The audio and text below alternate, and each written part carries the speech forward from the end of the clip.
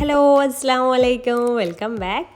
ഇന്നത്തെ നമ്മുടെ റെസിപ്പി ഒരു കോക്കനട്ട് കുക്കീസിൻ്റെ റെസിപ്പിയാണ് കേട്ടോ. അപ്പോൾ കുറേ ആയിട്ട് ഇപ്പോൾ കേക്ക് തന്നെയാണല്ലോ, അപ്പോൾ ഇന്നൊരു വെറൈറ്റി ആയിക്കോട്ടെ എന്ന് വിചാരിച്ചിട്ട് കോക്കനട്ട് കുക്കീസാണ് ഞാൻ നിങ്ങളുമായിട്ട് ഷെയർ ചെയ്യുന്നത്. കഴിക്കാൻ നല്ല ടേസ്റ്റും ഉണ്ടാക്കാൻ വളരെ സിമ്പിളും ആയിട്ടുള്ളൊരു റെസിപ്പിയാണിത്.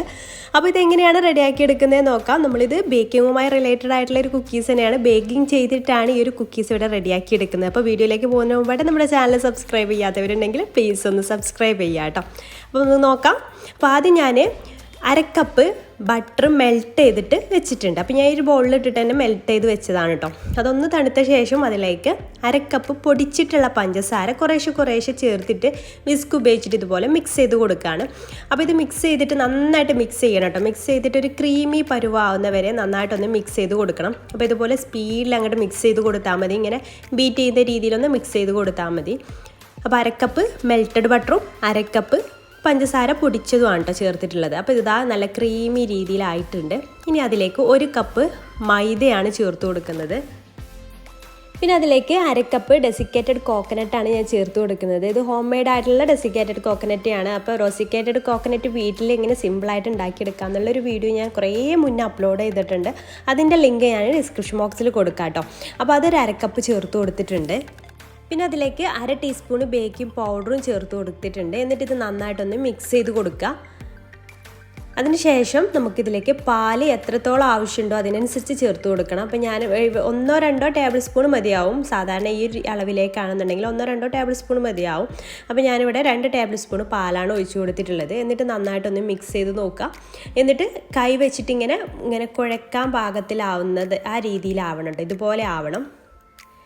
ഒരുപാട് തിക്കാവും വേണ്ട, എന്നാൽ ഒരുപാട് ലൂസാവും വേണ്ട. ഈ ഒരു രീതിയിൽ നമുക്കിങ്ങനെ ബിസ്ക്കറ്റിനൊക്കെ വേണ്ടിയിട്ട് ഈ ഒരു രീതിയിലാണ് നമ്മുടെ ഇത് വേണ്ടത് കേട്ടോ, മാവ് വേണ്ടത്.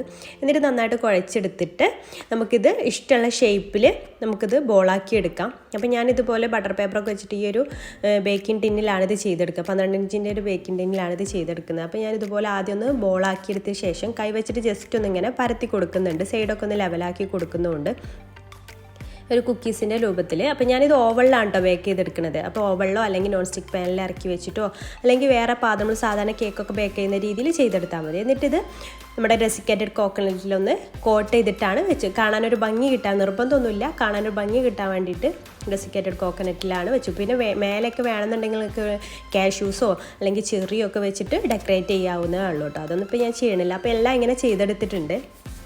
അപ്പോൾ ഇത് വെച്ചിട്ട് 11 ബിസ്ക്കറ്റ്സിനുള്ള ബോളാട്ടോ നമുക്ക് കിട്ടിയിട്ടുള്ളത്. അപ്പോൾ എത്രത്തോളം നിങ്ങളുടെ ബോൾ വലുപ്പമുണ്ടോ അതിനനുസരിച്ചാണ് ഇത് ചെയ്തെടുക്കുക. അപ്പോൾ ഇത് ഞാനിവിടെ 170 ഡിഗ്രി സെൽഷ്യസിൽ 15 മുതൽ 18 മിനിറ്റ് വരെയാണ് ബേക്ക് ചെയ്തെടുക്കുക. പിന്നെ ഓരോ ഓവൻ്റെ ടെമ്പറേച്ചറിനനുസരിച്ച് ഡിഫറൻസ് വരും. അപ്പോൾ ഇത് നന്നായിട്ട് ബേക്കായി വന്നിട്ടുണ്ട്. അപ്പോൾ ഇത് ബേക്കായി വരുന്ന സമയത്ത് നല്ല തണുത്തിട്ടായിരിക്കും, അപ്പോൾ നല്ല ക്രിസ്പി ആവില്ല. അപ്പോൾ അത് കണ്ടിട്ട് നിങ്ങൾ ബേക്കായിട്ടില്ല എന്ന് വിചാരിച്ച് വീണ്ടും പോയി ബേക്ക് ചെയ്യരുത്. അത് പിന്നെ നന്നായിട്ട് തണുത്ത ശേഷം മാത്രമേ ഇതുപോലെ കട്ട് ചെയ്യാൻ നമുക്ക് പറ്റുള്ളൂ. കണ്ടോ, കറക്റ്റ് ബിസ്ക്കറ്റിൻ്റെ പോലെ നമുക്ക് കട്ട് ചെയ്യാനായിട്ട് പറ്റുന്നുണ്ട്. അപ്പോൾ തണുത്ത ശേഷം മാത്രം യൂസ് ചെയ്യുക, എന്നാലേ കറക്റ്റായിട്ട് കിട്ടുള്ളൂ. അപ്പോൾ ഈ വീഡിയോ നിങ്ങൾക്ക് ഇഷ്ടപ്പെട്ടിട്ടുണ്ടെങ്കിൽ ട്രൈ ചെയ്ത് നോക്കുക. ട്രൈ ചെയ്തിട്ട് ഫീഡ്ബാക്ക് എന്തായാലും കമൻറ്റ് ബോക്സിൽ അറിയിക്കുക. ഇഷ്ടപ്പെട്ടാൽ ലൈക്ക് ചെയ്യാനും ഷെയർ ചെയ്യാനും മറക്കരുത്. പിന്നെ നമ്മുടെ ചാനൽ സബ്സ്ക്രൈബ് ചെയ്യാത്തവർ പ്ലീസ് ഒന്ന് സബ്സ്ക്രൈബ് ചെയ്യുക. അപ്പോൾ ഇൻഷാല്ലാ പുതിയൊരു നല്ലൊരു വീഡിയോ ആയിട്ട് നമുക്ക് വീണ്ടും കാണാം. താങ്ക്